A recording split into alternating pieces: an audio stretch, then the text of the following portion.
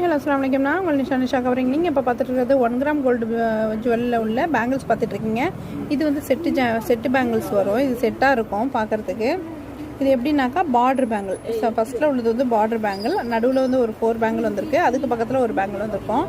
So பாருங்கள், இது வந்து 6 பேங்கிள் உள்ளது வரும்.